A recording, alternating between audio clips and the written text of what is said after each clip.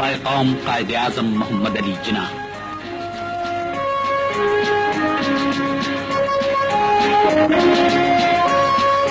بر صغیر میں مسلم نشت ثانیہ کا سب سے بڑا رہنما، وہ قائد جس کی ولولہ انگیز قیادت میں 14 اگست 1947 کو پاکستان دنیا کے نقشے پر نمودار ہوا۔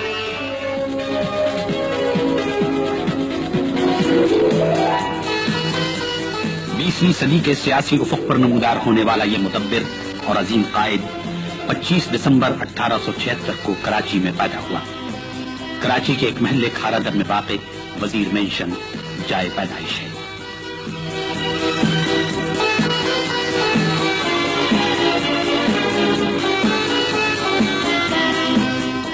چرچ مشن اسکول، سندھ مدرسۃ الاسلام اور لنکنز ان جیسے علمی گہواروں میں ان کی فکری تربیت ہوئی۔ دانش و آگہی کی فروزاں راہوں اور سیاست کے پیچ و خم سے گزرتا ہوا بر صغیر کے مسلمانوں کا یہ قافلہ سالار اپنی قائدانہ صلاحیتوں، بصیرت، حکمت و دانائی اور نظم و یقین کے ساتھ انہیں اس منزل پر لے آیا جہاں غلامی کے دھندل کے چھٹ رہے تھے اور آزادی کی صبح درخشاں طلوع ہونے والی تھی۔ 1940 کی قرارداد پاکستان بر صغیر کے مسلمانوں کی اس جد و جہد کا نقطۂ عروج تھی جس کی قیادت قائد اعظم نے تقریباً 3 اشروں سے اس طرح کی تھی کہ ولولے جواں تر اور عزم راسخ تر ہو گیا تھا۔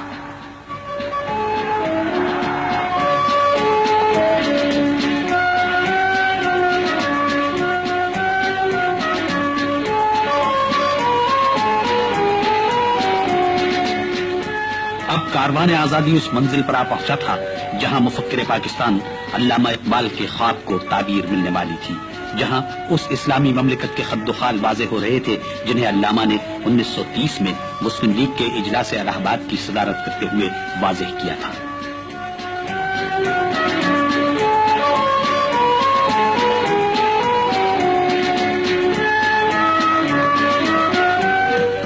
اور پھر اگلے 7 برسوں میں حصول پاکستان کی جد و جہد روز بروز زور پکڑتی گئی۔ قائد اعظم نے پورے بر صغیر کے دورے کیے اور کروڑوں مسلمانوں کے دلوں میں حصول پاکستان کے لیے بے پناہ جوش و ولولہ پیدا کر دیا۔ ہر جگہ لوگوں نے قائد اعظم کی ولولہ انگیز قیادت میں پاکستان کے حصول کے لیے بڑی سے بڑی قربانی دینے کا عہد کیا۔ منزل ہر چند بہت نزدیک تھی مگر راستہ کٹھن۔ 1942 میں برطانوی حکومت نے سر اسٹیفرڈ کرپس کو بھیجا۔ کانگریس حکومت خود اختیاری اور قائد اعظم مطالبہ پاکستان کی منظوری چاہتے تھے۔ بات چیت ناکام ہو گئی۔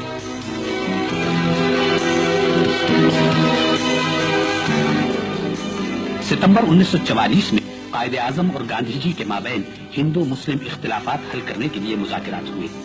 16 دن تک جاری رہنے والی یہ بات چیت کسی نتیجے پر پہنچے بغیر ختم ہو گئی۔ شملہ میں وائسرائے لارڈ ویول نے بر صغیر کے سیاسی رہنماؤں کی کانفرنس بلائی اور مرکز میں عارضی حکومت بنانے کی تجویز پیش کی، مگر وزارت میں مسلم نشستوں پر سمجھوتا نہ ہو سکا۔ قائد اعظم کا کہنا تھا کہ مسلم لیگ مسلمانوں کی واحد نمائندہ جماعت ہے اور سارے مسلم وزیر اسی کے ہونے چاہیے۔ اپنے دعوے کے ثبوت میں انہوں نے عام انتخابات کا مطالبہ کیا۔ وائسرائے نے عام انتخابات کا اعلان کیا۔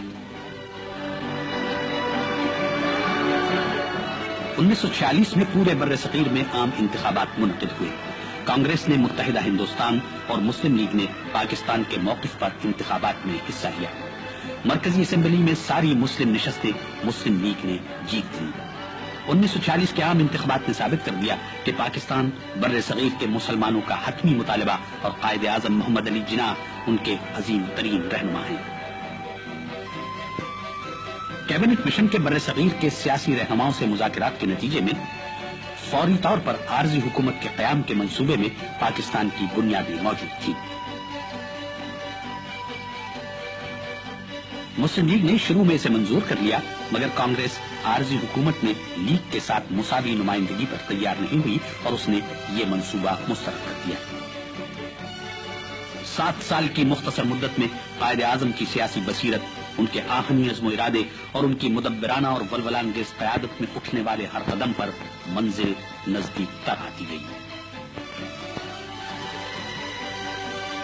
مارچ 1947 میں لارڈ ماؤنٹ بیٹن وائسرائے ہو کر آئے اور بالآخر برطانوی حکومت نے بر صغیر کے مستقبل کے لیے وہی حل پیش کیا جس پر قائد اعظم اتنے عرصے سے زور دیتے چلے آ رہے تھے، یعنی بر صغیر کی تقسیم۔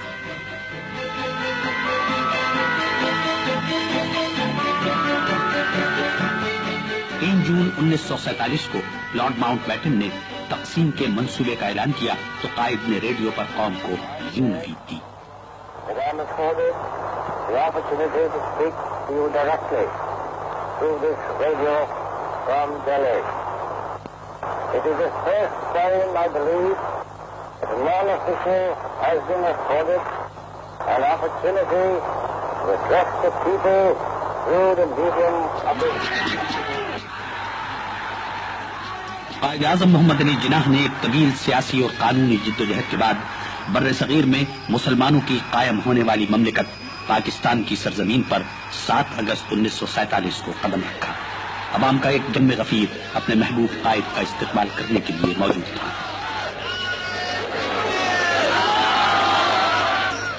بابا قوم قائد اعظم محمد علی جناح انتقال اقتدار کی تقریب میں شرکت کے لیے تشریف لائے۔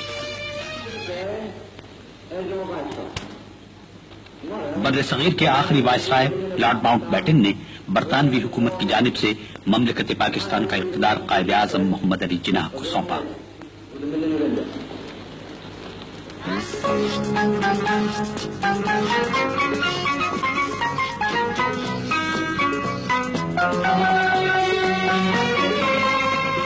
مملکت پاکستان کے سربراہ کی حیثیت سے قائد اعظم نے اپنی مختصر تقریر میں تشکر و تہنیت کا اظہار کیا اور مملکت کا اقتدار سنبھالا۔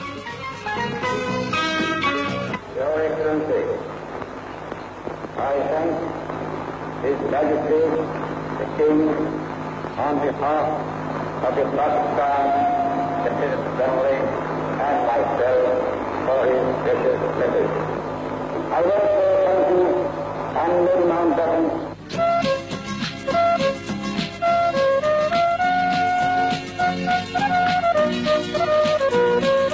انتقال اقتدار کی تقریب کے بعد قائد اعظم محمد علی جناح اسمبلی کے باہر تشریف لائے تو عوام کا ایک ہجوم اپنے اس عظیم رہنما کے دیدار کا منتظر تھا جس نے بر صغیر کے مسلمانوں کو ان کی منزل سے ہمکنار کیا تھا۔ 14 اگست 1947 کو انتقال اقتدار کی یہ تقریب پاکستان کی آزادی کا اعلان تھی۔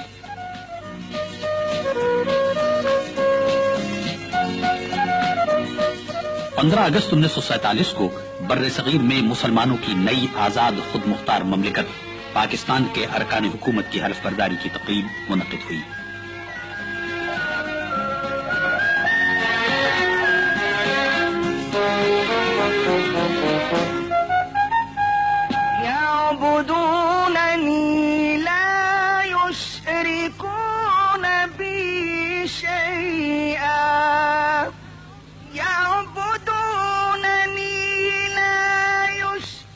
وحی ربانی کی تلاوت کے بعد بابا قوم قائد اعظم محمد علی جناح نے مملکت پاکستان کے گورنر جنرل کے عہدے کا حلف اٹھایا۔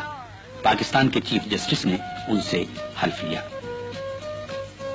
قائد اعظم نے بر صغیر میں مسلمانوں کے لیے علیحدہ وطن کے قیام کا بیڑا اٹھایا تھا جہاں وہ اسلامی تعلیمات کے مطابق زندگی گزار سکے، اور یہ عظیم مقصد انہوں نے اپنی زندگی ہی میں حاصل کر لیا۔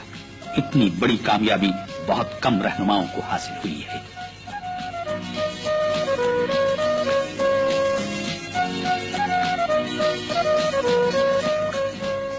لیاقت علی خان نے وزیر اعظم کا عہدہ سنبھالا۔ دوسرے وزراء میں آئی چندری گڑھ، ملک غلام محمد، سردار عبدالرب نشتر اور غضنفر علی خان تھے۔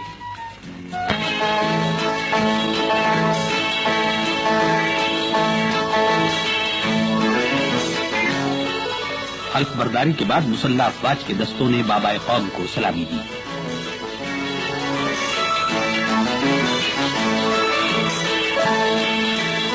اس کے بعد قائد اعظم نے گارڈ آف آنر کا معائنہ کیا۔ افواج پاکستان سے قائد اعظم کو جو توقعات تھی ان کا اظہار اس تقریر میں ہوا ہے جو کچھ عرصے بعد انہوں نے فوجیوں کے ایک جلسے میں کی تھی۔ انہوں نے کہا تھا، ہمیں یہ ثابت کرنا ہے کہ ہم نئی حاصل شدہ آزادی کے اہل ہیں۔ اب آپ کو اپنی پاک سرزمین میں اسلامی جمہوریت، اسلامی معاشرتی انصاف اور انسانی مساوات کے اصولوں کے احیاء اور فروغ کی پاسبانی کرنی ہے۔ آپ اگر ایمان، تنظیم اور بے لوث فرض شناسی کے زرعین اصولوں پر کاربند رہے تو کوئی شے ایسی نہیں جسے آپ حاصل نہ کر سکیں۔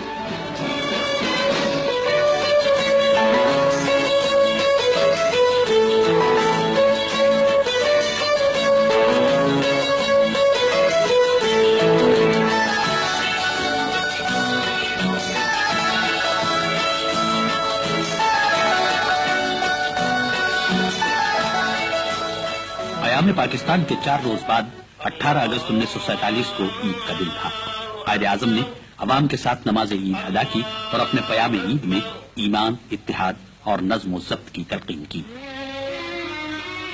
بر صغیر کی تقسیم کے سلسلے میں حد بندی کمیشن کے بعض غلط فیصلوں کے باعث دوبارہ فرقے وارانہ فسادات پھوٹ پڑے اور قتل و غارت کا بازار گرم ہو گیا۔ ہندوستان سے لاکھوں بے یار و مددگار مسلم مہاجرین ٹرینوں کے ذریعے اور پا پیادہ قافلوں کی صورت میں پاکستان آئے۔ ان لاکھوں مہاجرین کی بحالی اور آباد کاری ایک ایسی نئی مملکت کے لیے جو ابھی وجود میں آئی ہو اتنا بڑا مسئلہ تھا کہ اب اس کا تصور بھی نہیں کیا جا سکتا، مگر قائد اعظم نے غیر معمولی عزم و ہمت کے ساتھ اس مسئلے سے نمٹنے کا بیڑا اٹھایا۔ وہ کراچی اور لاہور میں مہاجروں کے کیمپوں میں گئے، انہیں تسلی تشفی دی اور ان کی آباد کاری کے منصوبے شروع کرائے۔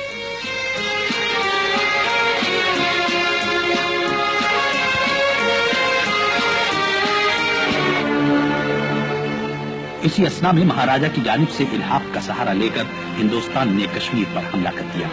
اقوام متحدہ نے جنگ بندی کرا دی۔ بے شمار کشمیری مہاجرین آزاد کشمیر اور پاکستان میں پناہ لینے پر مجبور ہو گئے۔ پاکستان کی نئی مملکت کے لیے مسائل کے پہاڑ کھڑے ہو گئے تھے۔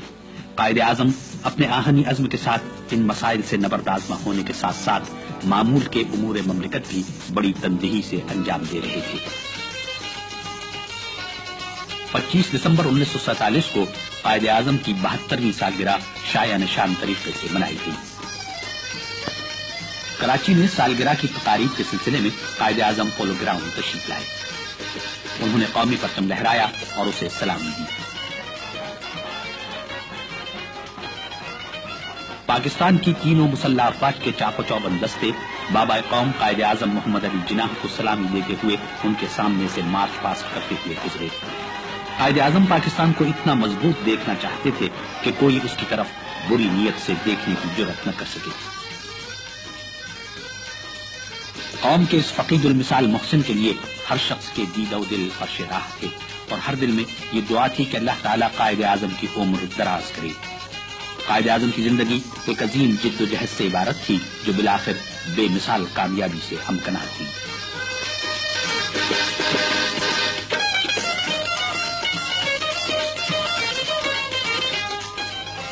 قیام پاکستان کے بعد قائد اعظم صرف کراچی میں بیٹھ کر ہی مملکت کے نظم و نسق اور دیگر قومی امور کو نہیں نمٹاتے رہے، بلکہ ملک بھر میں جہاں بھی وہ ضرورت سمجھتے تھے پہنچ جاتے تھے۔ ان کی صحت اتنی محنت کا بوجھ برداشت کرنے کے قابل نہیں تھی، مگر ملک قوم کی تعمیر و ترقی کے لیے ان کا جذبہ اتنا شدید تھا کہ وہ اپنی صحت کی پرواہ کیے بغیر اپنی بساط سے کہیں زیادہ کام کرتے رہے۔ امور مملکت نمٹانے کے ساتھ ساتھ انہوں نے عوام سے اپنا رابطہ برقرار رکھا۔ پاکستان کے حصول کے بعد قائد اعظم کی جد و جہد ختم نہیں ہوئی، اب انہیں اس نئی مملکت کی تعمیر اور اسے مضبوط و مستحکم بنانے کے لیے صحیح خطوط پر رہنمائی کرنی تھی۔ وہ سرکاری اور غیر سرکاری تقریبات میں بھی شریک ہوتے اور نظم و نسق کے مسائل بھی نمٹاتے۔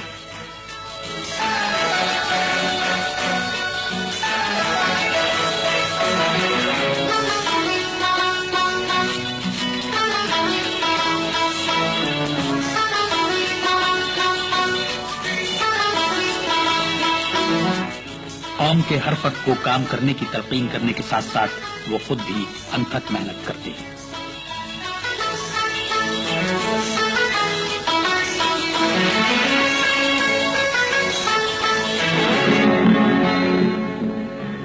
قائد اعظم کے تدبر اور انتظامی صلاحیتوں کے باعث 1 سال سے کم عرصے میں پاکستانی معیشت اس قابل ہو گئی کہ حکومت اپنا مرکزی بینک قائم کر سکے۔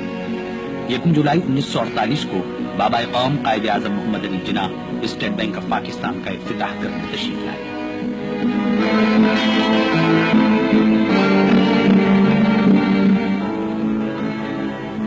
اپنی افتتاحی تقریب میں قائد اعظم نے فرمایا کہ مغرب کے معاشی نظام نے انسانیت کے لیے لا ینحل مسائل پیدا کر دیے ہیں۔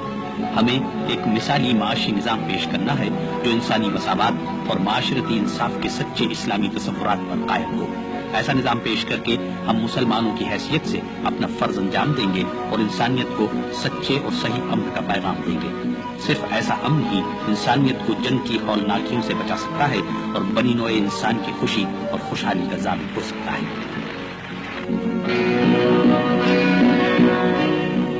اس کے بعد قائد اعظم نے اسٹیٹ بینک کے دروازے کا قفل کھول کر رسم افتتاح انجام دی۔ قائد اعظم کی زندگی کی یہ آخری عوامی تقریب تھی۔ قائد اعظم کی گرتی ہوئی صحت اب جواب دینے لگی تھی۔ انہیں تبدیلی آب و ہوا کے لیے بلوچستان کے صحت بخش پہاڑی مقام زیارت لے جایا گیا، جہاں وہ ریزیڈینسی میں مقیم رہے اور ان کا علاج ہوتا رہا۔ 11 ستمبر 1948 کو قائد اعظم زیارت سے کراچی واپس آئے اور اسی رات اپنی جان جاں آفری کے سپرد کر دی۔ ان کے جنازے کے جلوس میں سوگواروں کا ایک ٹھاٹھے مارتا ہوا سمندر تھا جس پر غم و الم کی گھٹائیں چھائی ہوئی تھی۔ یہ اس عظیم قائد کا آخری سفر تھا جس نے بر صغیر میں مسلمانوں کے علیحدہ وطن کے قیام کو خواب سے حقیقت بنا دیا تھا۔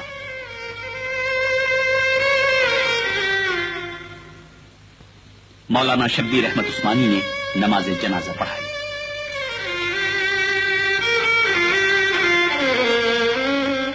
بابا قوم قائد اعظم محمد علی جناح کے جسد خاکی کو ان کی ابدی آرام گاہ میں اتارا گیا تو سوگواروں کے دلوں کا عجیب عالم تھا۔ قائد کی غمزدہ بہن محترمہ فاطمہ جناح اور بیٹی دینا قبر پر موجود تھی۔